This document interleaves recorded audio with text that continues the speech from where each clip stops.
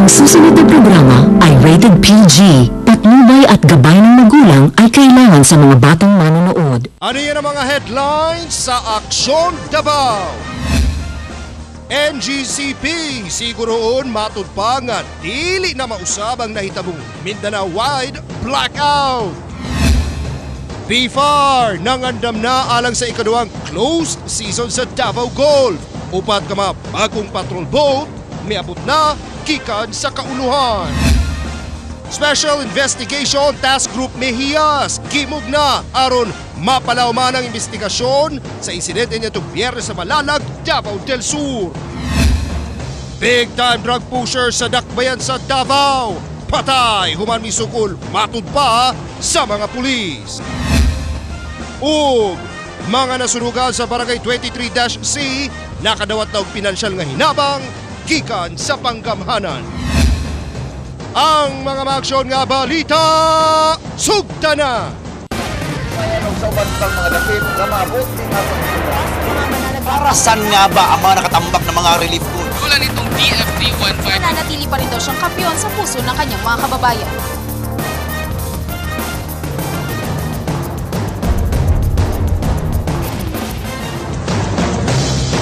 Davao, Southern Mindanao, mayang hapon, adlaw nga Martes, Abril 7, tuig 2015. Kauban ang inyong mga moksong tigbalita. Hatod namo mga balitang impormasyon nga angay ninyong masayran. Kini si Mikey Portadera. Makita na usab kita sa laing nasod pinagi sa Action International Channel kini si Jem Avancenia Arenas. Partner, mga kapatid, mayang hapon kanyang tanan. Giklaro sa National Grid Corporation of the Philippines nga walay na hitabong sabotahe nitong Domingo sa kadlawon nga may resulta sa Mindanao-wide blackout. Sumala sa NGCP, adunay kable sa kuryente nga natanggal ug midikit sa capacitor voltage transformer sa Agus 7 Hydropower Plant sa Iligan City.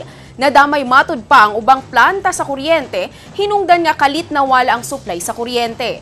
Hinuon misad ang NGCP nga buhaton nilang tanan aron dili mausab ang susamang panghitabo nga nakaapekto sa tibuok Mindanao. Naa siya'y nahitabong technical problem dito sa atong Agus switchyard sa Iligan City. To prevent nga dili na siya mahitabo usab or to avoid na ma-reoccur. Ang Department of Energy nangayo sila og assessment sa mga facilities para dili na to siya mausab nga problema. Tungod sa nahitabong Mindanao-wide blackout nitong Domingo, naapektuhan ang duha sa mga generation units sa Therma South Coal-Fired Power Plant sa Binugaw Turil ning Dakbayan sa Davao. Naundang karon ang testing stage sa maong 150 nga megawatts nga unit nga gilauman unta nga mamahimong fully operational karong Hunyo ning tuiga. Hinuon pa dayon ang testing og synchronization sa ikaduhang 150 megawatts nga unit sa maong planta. Kapin 20 ka mga distribution utilities o electric cooperatives ang una nang gitalang magahinhan sa kuryente nga ma-generate sa coal-fired power plant karong tuiga. So right now, atong ginahimo is gina-assess nato kung unsay epekto atong nahitabo na paggawala sa kuryente ug kinahanglan bang usbon nato ang atong mga schedule, no? Kaya atong mga customers, ang atong mga electric cooperatives o distribution utilities nag-agad man pud sila sa atong schedule kay nag-atang na pud sila sa kuryente. Sa pikas bahin, human ang insidente sa pagpamusil kay Malalag Vice Mayor Mejias Sr. nagmugna og usa ka Special Investigation Task Group ang pulisya aron mapalawman ang investigasyon sa insidente. Lakip sa ginaimbestigahan ang pagpusil patay sa igsuon sa mga suspect ni adtong milabayng bulan. Umaaksyon si Irene de la Cruz. Gimugna na karon sa Davao del Sur Provincial Police Office ang Special Investigation Task Group Mejias. Kini aron tutukan ang investigasyon sa insidenteng pagpamusil kang Vice Mayor Anselmo Mejias Sr.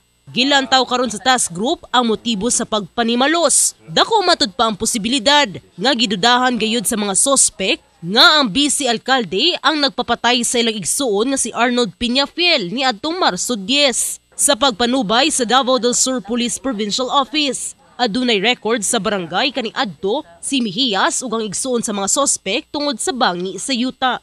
Naaman sila barangay record sa una nga nagkalalis niya ang si Arnold Piñafiel og si Vice Mayor tungod sa pagtanom sa dool sa luti ni Arnold Piñafiel. Nagtuo sila nga naikalabutan si Vice Mayor sa pagkamatay silang igsuon nga si Arnold Piñafiel. apil usab nga tutukan sa SITG Mejias ang gibutyag nga hinungdan sa Vice Alcalde. Kay hinumduman nga gahapon sa eksklusibong pakiginabi sa News 5 kang Vice Mayor Mejias. Gibutyag ni ini nga siya ang gipasangin lang nagpapatay kang Arnold Peñafiel kay gipasangilan siyang nagkagusto sa asawa ni ini. So wala pa naghatag statement si Vice Mayor sa mo pero nagfile na siya kaso kang Raymond Peñafiel katong nasa ospital. Sa karon, padayon gihapon ang investigasyon sa kung kinsa ang nipatay kang Arnold Peñafiel. Gahapon sa hapon, nakauli na matpa sa iyang balay ang Vice Alcalde. Nagsumite na sa matod pa ang kampo ni ini og written request sa Police Regional Office alang sa gihangyong escort o proteksyon sa Vice Mayor. Umaaksyon, Irene De La Cruz, News 5. Gi-welcome sa 17th City Council sa Davao City ang baguhay lang nanumpang Indigenous Peoples Mandatory Representative kon IPMR nga si Councilor Bay Halila Sudagar ganinang buntag. Muna kini ang ikaduhang higayon ni Sudagar isip konsehal human siya mapili isip representante sa Sangguniang Kabataan niadtong tuig 2007. Sa privilege speech ni ini gipasalamatan ni Sudagar ang mga katribo nga misuporta kaniya ingon man ang hingpit nga pagdawat kaniya ni Davao City Mayor Rodrigo Duterte. As the new Indigenous Peoples Mandatory Representative, I will also ensure that the good programs started by my esteemed predecessor will be continued, while I am also embarking on other programs that my office believes must also be given priorities. We know we can certainly expect more accomplishments from this young lady as she represents all the indigenous peoples of Davao. Sa laing balita, nagmalampuson ang unang tulo ka bulang closed season sa Davao Golf niadtong 2014. Hinungdan mi desisyon ang BFAR nga ipatuman kini kada tuig. Ganina agig pagpangandam sa ikaduhang closed season, nangabot na gikan sa kauluhan ang mga bagong patrol boats. Maaksyon si Irene De La Cruz. Nangandam na karon ang Bureau of Fisheries and Aquatic Resources 11 alang sa ipatuman nga ikaduhang closed season sa Davao Golf. Karong Hunyo 1 hangtod Agosto 31, bawal na nga mamasol sa Davao Golf gamit ang mga dagko apan gagmay ug buslot nga mga net sama sa ring net ug bag net. Ganina, upat ka mga bag-o ug mas paspas nga patrol boat ang niabot gikan sa kauluhan nga gamiton alang sa close monitoring sa Davao Golf panahon sa close season. Ana sa 35 km per hour ang dagan sa mga bagong patrol boat kumpara sa tulo ka daan nga patrol boat nga ana lang sa 25 km per hour. Yung tinatawag nating sa Republic Act 10654. This is to address do sa tinatawag nating illegal, unreported, unregulated fishing regulations. Nung nagkaroon ng revisit ng ating Republic 8550, yung mga penalties napakaliit. Itong mga tao nga may intention maghimo og illegal, pagkita nila sa patrol boat, medyo alanganin nila sila mo gawas. Ang patrol boat lang permiin lang bantayan ana. So we have some techniques siguro to combat. Una nang gipatuman sa BFAR 11 ang closed season sa Davao Golf ni atong Hunyo hangtod Agosto 2014 tungod sa maong mga bulana ting pangitlog matud pa kini sa mga isda. Busa pinaagi sa pagbawal sa paggamit og ring net ug bag net, mas mapadagan ang mga pelagic fish o mga isdang makaon. Mga naririnig namin feedback, especially sa halimbawa sa San Isidro, na narinig namin na mas maganda daw hindi lang 3 months, but ang sabi nga namin, we have to balance the commercial, the demand ng commercial fishing operators. Sa karon, anaa sa 7 ka patrol boat ang magamit alang sa pagbantay sa Davao Golf karong close season. Nang hinaot usab ang BFAR nga makooperar ang mga mananagat tungod alang gihapon matud pa kini sa ilang kaayuhan. Umaaksyon, Irene De La Cruz, News 5. At ang usa sa pinaka-notadong drug pusher sa Davao City, patay atol sa shootout.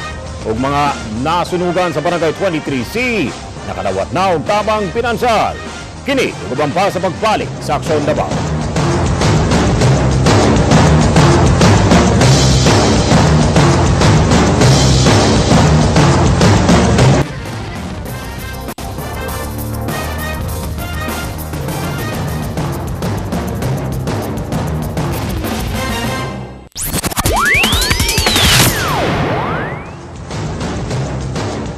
Patay ang matud pa usa sa pinakanotadong tigpayot o iligal nga droga sa dakbayan sa Davao. Kinihuman siya misukol sa gipahigayong bypass operation sa mga personahe sa San Pedro Police Station gahapon.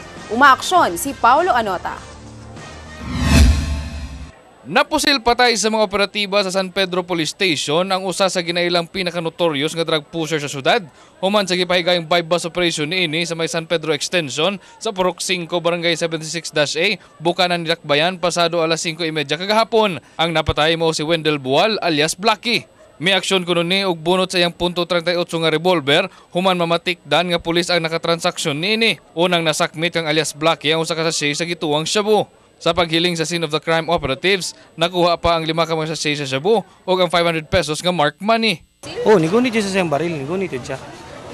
Naunahan siya pusil kay balo man ta sa background ani kini estirador dagag gipatay. Kabalusan mo patay. Kaya dili na ta magpaabot nga atong pulis is mamatay. Matod ni Police Senior Superintendent Vicente Danao Jr. na lambigit sab sa laing illegal na binuhatan ng suspect kinisama sa gun for hire syndicate, hold up, carnapping ug uban pa. Gani niadtong 2012 nadakpan kini sa kasong murder sa Santa Ana PNP apan naareglo matod pa ang pamilya sa biktima. Gani adunay bahad ang DCPO director sa giingong amo sa suspect. Isa ni sa pinaka-notadong drug pusher diri sa Davao City. No, take note, malaki ito. And kaila pod namo kung siya nagpaluyuan eh. So kanang nagpaluyuan eh, ako nakiusap lang ko. Ayaw gid mo kan, ayaw mong negosyo diri sa Davao City ana. Especially ning illegal drugs kay daghan dauton nga kabatan-onan ni. Aminado sad si Kapitan Rolando Trajera nga ubay-ubay pa nga mga personalidad sa iyang barangay ang nalambigit sa illegal nga droga. Apan gisaad niini ang kooperasyon sa barangay, labi na nga kanisab kining pulis.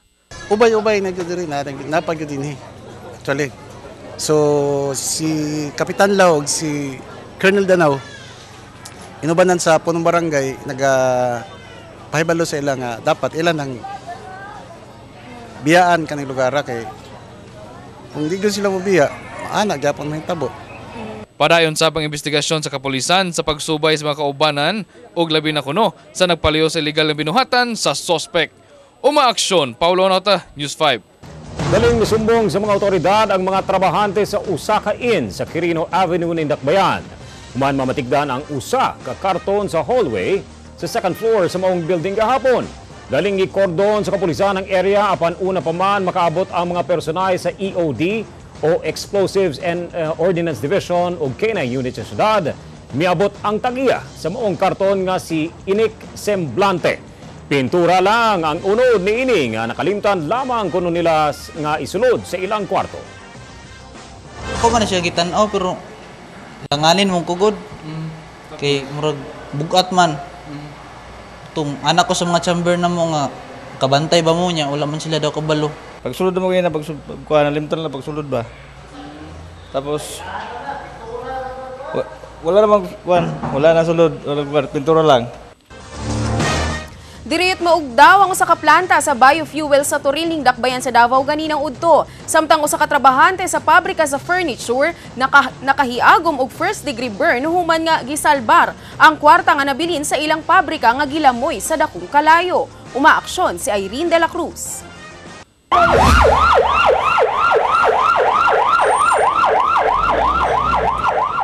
Daling girespondihan sa mga bumbero ang usa ka factory sa furniture sa R. Castillo, Barangay Lapu-Lapu, pasado alas 10 ganinang buntag. Base sa investigasyon sa mga otoridad, nagsugod ang insidente diyang nahulugan og spark sa grinder ang foam sulod sa pabrika. Dayon mikuyanap ang sunog sa lain pang mga gamit sa sulod. Gitambalan dayon sa emergency medical ang trabahante nga si Ray Padilla. Human nasama diyang gisalbar ang kwarta nga nahibilin sa ilang opisina. Namo ko'y trabaho na grind o sander ba?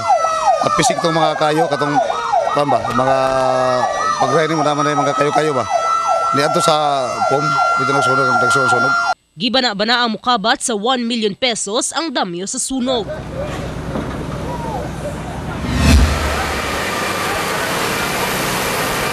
Human Human ang usa ka oras, ang planta sa biodiesel nga pre-bone milling services sa Turiling Dakbayan na sab ang girespondihan sa mga bumbero. Matod sa mga trabahante, spark sa welding ang hinungdan sa insidente. Aduna matod pay giayo ibabaw sa kisame ug wala na bantayan nga nalagpot ang spark sa welding sa krudo nga ana sa ubos. May nag-welding sa taas ma'am, siga kalit. Nga among gi bisbisan ni kusog man og may siga, among gi alcohol good. Matod sa Turil Fire Station, dakong danyos unta ang mahitabo kung wala natabang sa mga trabahante ang sunog. Tungod gawas sa krudo, aduna sabdag ang stock sa ethanol ug coconut oil ang maong planta. Gibana-bana ang ana sa 17,000 pesos ang danyo sa sunog. So katong electrical flux, wala kumpiyansa sila nga natagak dito sa flooring nga naday alcohol content. So kung nadayon ni millions ang dako kay ning damage unta kung nadayon may gani kay ang ilang fire extinguisher migana tanan. Umaaksyon, Irene De La Cruz, News 5. Ginasugit karon sa UP Mindanao Management ang pagpatukod og usa ka sports complex sa 20 ka hektarya nga yuta sa Tugbok District ning Dakbayan sa Davao. Apan karon pa lang, daghan na ang mibabag sa maong plano. Umaaksyon si Lerma Alingalan.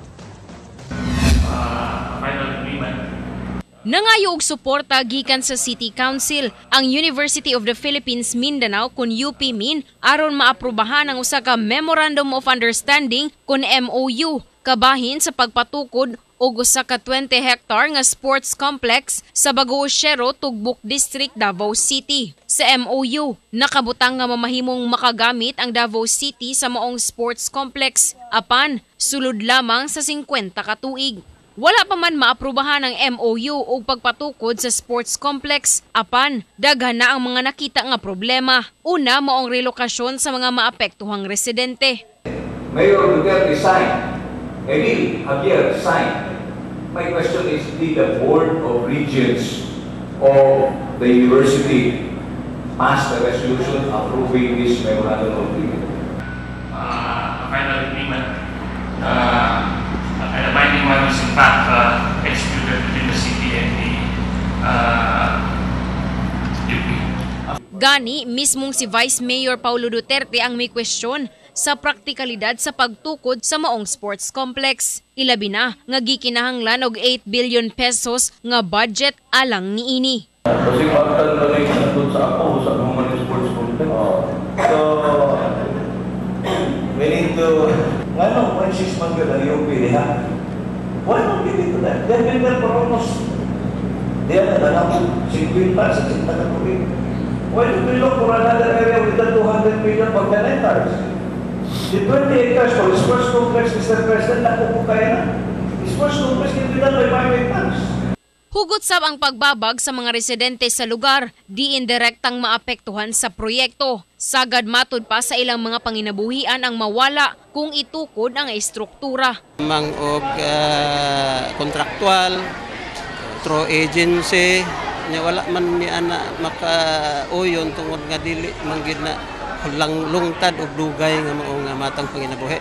So mas importante sa inyo itong mga gipang saka ninyo nga yuta dito? Kontra sa amo ang nabatunan nga yuta nga giuma matag season sigurado naman gyud na nga aduna na gyud mi income nga mabuhian sarang sa among mga pamilya. Thank you, sir. Sir, ano si pangalan nato, sir? Gipaabot sa City Planning Office og technical working team sa maong proyekto nga ikonsidera sab ang mga butang nga nahisgutan sa session. Umaaksyon. Lerma Alingalan, News 5. Mismo si Davao City Mayor Rodrigo Duterte ang nanguna sa paghatag og tabang pinansyal sa mga nasunugan sa Barangay 23-C niadtong Miyerkules Santo. Ang mga residente gitugutang makabalik sa lugar apan kinahanglan usa matud pa nga mapadak-an ang mga dalan sa area. Ani ang good news ni Paulo Anota. Mismong si Davao City Mayor Rudy Duterte ang nangulo sa paghatag sa tabang pinansyal sa mga pamilyang nasunugan sa Barangay 23-C niadtong Miyerkules Santo. 121 ka mga pamilya na apektuhan sa maong insidente ug temporaryong gipapuyo sa JP Rizal Elementary School sa Dalang Suaso ning Dakbayan. Bali sa karon ang among gikuan ka mga pagkaon lang sa nga kuan. Nagpaluto mig mga lugaw o mga kanon para lang yun na ay mapansak sa ilang mga tiyan. malungkot namin na tinatanggap dito sa aming barangay kasi wala naman silang ibang takbuhan, malayo man. Mas maganda na sinagip namin sila. Ang matag pamilyang naug daw ang panimalay, nakadawat og tag 10,000 pesos. 5,000 pesos ang nadawat sa mga pamilyang partially damaged lang ang panimalay sa sunog. Tag 5,000 pesos sab ang nadawat sa mga renters ug tag 3,000 pesos ang sharers ug boarders nga nasunugan. Aduna sab dugang relief goods gikan sa City Mayor's Office. Sabay karon sa atong financial assistance nga gihatag ni Mayor Rudy kaning food assistance o food packs gikan sa Office of the Mayor, gikan kang Mayor para sa atong mga nasunugan. Lay pud to katong mga regular nga food assistance and non-food items nga gikan sa City Social Services Development Office.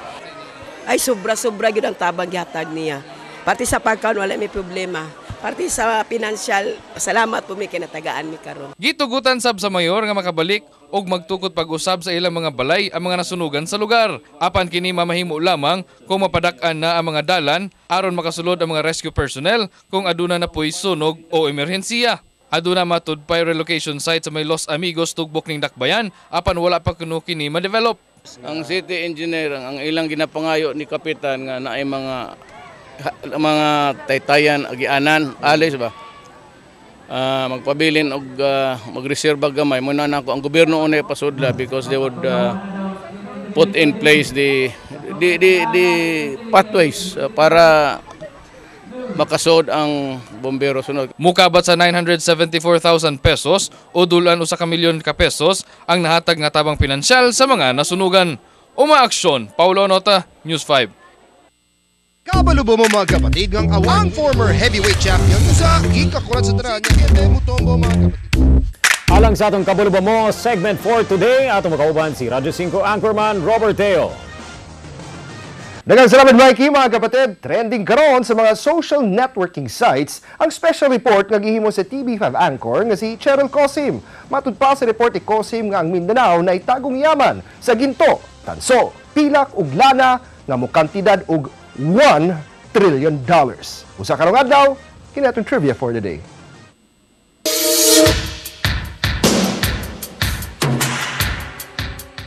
Kabalo ba mo mga kapatid nga pipila ka mga area sa Mindanao ang nasulod sa poorest municipalities in the Philippines. Ug matud pa sa 2008 nga artikulo sa Philippine Star ug statistika sa National Statistical Coordination Board, 14 out of 20 naa sa Mindanao. Sa special report ni Cheryl Cosim sa Aksyon, napakita nga Mamasapano, poorest municipality niya itong year 2000.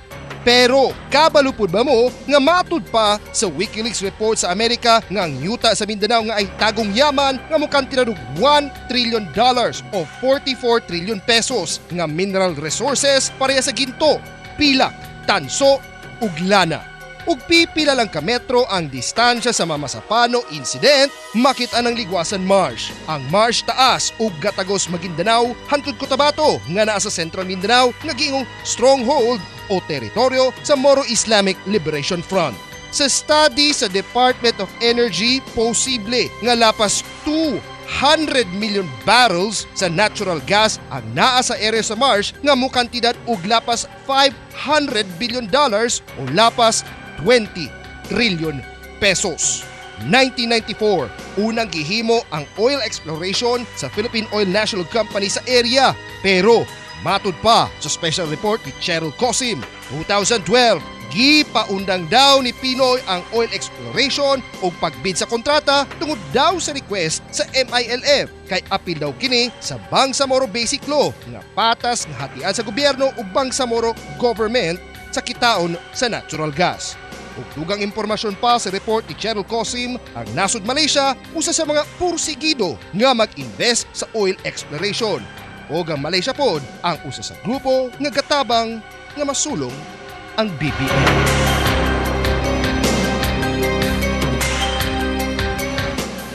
Bago ta magbulag-bulag, ato sang i-greet ang among pinakakusgan nga kaubanan na mo diri among kapatid nga si Happy birthday kay Sir Danny Dakanay. Happy birthday, sir. Birthday.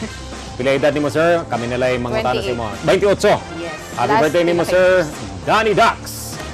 Ug mao katong 30 minutos nga siksik sa mga balita ng impormasyon nga nagpat sa pinakamaksyon nga newsroom sa Dakbayan. Alang sa dugang pang mga balita lagon lang sa www.interaction.com. Ug once again mga kapatid, aduna ipahigayon nga bloodletting activity karong umaabot nga April 30 diha sa may People's Park. Ug kung aduna mo mga balita nga abutin yung maaksyonan o dili ka ang mga litrato at video sa mga panghitabo sa inyong lugar, ipadala lang kini sa TV5 Davao Facebook page. Labaw pa sa balita. Aksyon Davao, kini si Mikey Portadera. Ug kini si Jem Avancenia Arenas. Saan man, kailan man, kapatid.